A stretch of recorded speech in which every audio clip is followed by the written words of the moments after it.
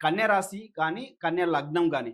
So, కన్య రాశికి, కన్య లగ్నానికి కేతువు వ్యయంలోకెళ్ళిపోతున్నాడు. సో, కేతు వ్యయంలోకెళ్ళిపోవడం అనేది చాలా మంచిదనమాట. ఏ రాశికైనా, ఏ లగ్నానికైనా కేతు 12లో ఉండడం అనేది చాలా మంచిది. ఓకేనా? కేతు 12లోకెళ్ళిపోతున్నాడు. అలాగే గురువు వచ్చేసి 10వ స్థానంలో ఉంటున్నాడు. సో, వీళ్ళకి గురువు బాగా మంచి పని జేస్తాడు. అలాగే కేతు పనిజేస్తాడు. ఎందుకంటే గోచారం ప్రకారం నేను చెప్తున్నా. ఈ గోచార ఫలితాలు ఎప్పటికైనా గానీ మనకు 30% కంటే ఎక్కువ రావు. సో, మీకు ఒరిజినల్ జాతకం మీకు ఖచ్చితంగా కావాలి. ఒరిజినల్ జాతకం తెలుసుకోవాలనుకుంటే మీరు కన్సల్ట్ అవ్వచ్చు. అందులో ఏందంటే దాని ప్రకారం అంటే మీకు అంతర్దశ ఏం నడుస్తుంది? మీ ఒరిజినల్ చార్ట్ ఎలా ఉంది? దాన్ని చూసినట్లయితే మనం మొత్తం ఒక 95% చెప్పొచ్చనమాట. ఎట్లా మనం వేదిక్ చూస్తాను.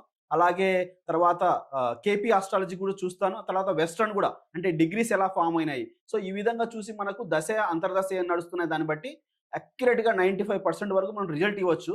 సో, ప్రెజెంట్ ఇది గోచారము 30% కాబట్టి ఇక్కడ మన గోచార ప్రకారం చూసుకున్నట్లయితే కేతువు బానే ఇప్పుడు సపోజ్ ఇప్పుడు మోక్షకారకుడు గదా కేతువు. సో, ఈ లగ్నం వాళ్ళు గాని, ఈ రాశి వాళ్ళు గాని ఇప్పుడు భక్తి పరంగా బాగా పనిచేస్తది.